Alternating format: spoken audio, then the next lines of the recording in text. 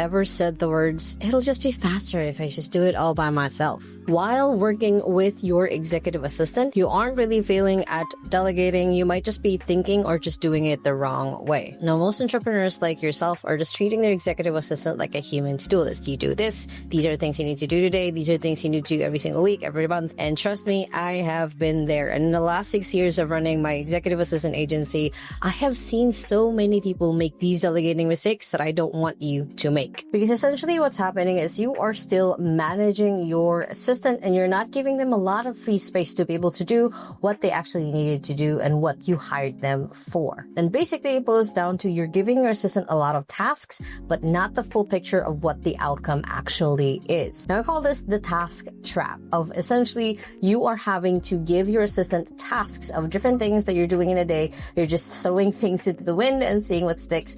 And then you come to find later on that you're like, oh, I'd rather should have just done this myself rather than having to put all of the time training someone else to do it. Versus if you actually give them the outcome that you actually want and essentially getting what it is that you actually wanted in the first place. So for example, if you've been giving LinkedIn, it's like, hey, can you post on LinkedIn this many times a day, this many times a week? This is essentially what you need to do.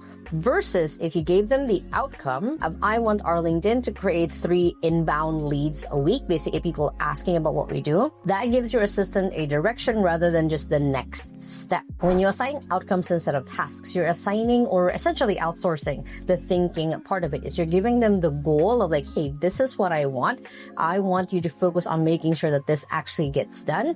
That is the changing point.